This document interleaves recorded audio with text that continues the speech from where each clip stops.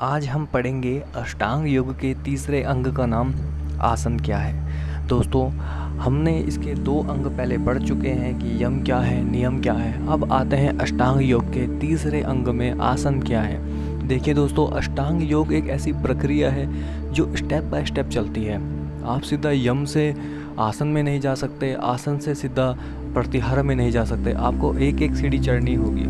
बहुत ज़रूरी है, जैसे एक घर का जो बेसमेंट होता है वह बहुत ज़रूरी होता है, वैसे ही ये यम नियम आसन समाधि के लिए, ध्यान के लिए बहुत ज़्यादा आवश्यक होते हैं। तो दोस्तों, आज पढ़ेंगे हम आसन क्या है। दोस्तों, आसन एक शारीरिक प्रक्रिया है जो कि हमारे शरीर को स्वस्थ एवं निरोगी रखने के लिए बनाई गई है। महर्षि पतंजलि आसन के ऊपर केवल 3 ही सूत्र बनाए हैं उन्होंने अष्टांग योग सीरीज़ में, जो उनके द्वारा लिखी गई है।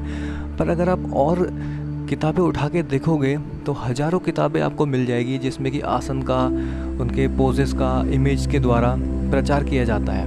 महर्षि पतंजलि जी कहते हैं आसन उन लोगों के लिए है जो लोग की दिनचर्या में प्राणायाम, एक्सरसाइज बिल्कुल भी नहीं है, जो आदमी जो प्रकृति के साथ नहीं चलते हैं, जो बीमार हैं, उनके लिए आसन एक बहुत ही अच्छी प्रक्रिया है जिससे वह निरोग हो सकते हैं। अलग अलग बीमारियों के लिए अलग अलग आसन बताए गए हैं, बीमारी के उपचार के लिए आसन बताए गए हैं। आप हर बीमारी का आसन, हर बीमारी जो है उसका कोई ना कोई आसन हमारे ग्रंथों में बताया गया है। तो महर्षि पतंजलि जी कहते हैं आसन का मतलब केवल इतना होता है, स्थिरम सुखम आसनम। जिस परिस्थिति में, जिस जगह में, जिस पोजीशन में आप एकदम शांत हो, आपका चित्त शांत हो जाए, वह आसन है। आसन का मतलब ये नहीं है कि आप शीर्षासन कर रहे हो तो वही आसन है। अगर आप अपनी बॉडी को हिला भी रहे हो, डुला भी रहे हो, हाथ ऊपर नीचे भी कर रहे हो, वह भी एक आसन में ही गिना जाता है। तो महर्षि पतंजलि जी यही कहते हैं, केवल स्थिरता लाना और सुखमय हो जाना यह आसन है। स्थिर हो जाओ और सुखमय हो जाओ, वह आसन है। स्थिरम सुखम आसनम। आसन एक संभावना भी है। आसन एक ऐसी संभावना है जो आपको पूरा रूपांतरण दे सकता है, आपको एक जगह से दूसरे जगह ले जाने का यह स्रोत है।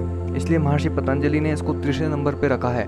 जब आपका यम नियम सिद्ध होगा फिर आप आसन तक पहुंच सकते हो। आसन आपके शरीर को एक दूसरी छवि तक पहुंचा सकता है, यह आसन की शक्ति है। जिस विधि से व्यक्ति स्थिरता पूर्वक, बिना हिले डुले, सुखपूर्वक दीर्घ काल तक बैठ सके, वह आसन है। आसन का मतलब ये बिल्कुल भी नहीं है कि आपको शीर्षासन करना है, या आपको मंडूकासन करना है, या आपको पश्चिमोत्तानासन करना है। नहीं, जिस भी परिस्थिति में आप सुखमय, और आसन अगर हम करते भी हैं तो केवल इसीलिए करते हैं कि हम 2-4 मिनट किसी पोजीशन में सुख शांति से बैठ सके। केवल शांति से बैठने के लिए हम योगा करते हैं, आसन करते हैं। आसन का उपयोग इतना ही है कि हम शांति से बैठ सकें।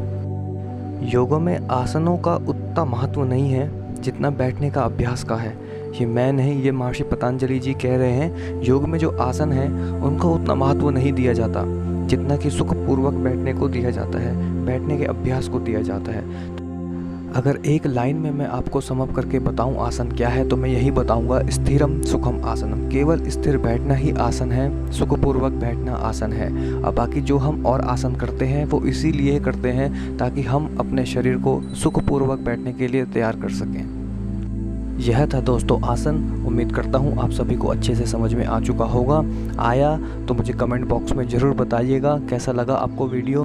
तो चलिए दोस्तों, आज के लिए बस इतना ही। मिलते हैं अपनी नेक्स्ट वीडियो के साथ। Thanks for watching. अपना प्यार बनाए रखें, चैनल को लाइक, शेयर, सब्सक्राइब करें।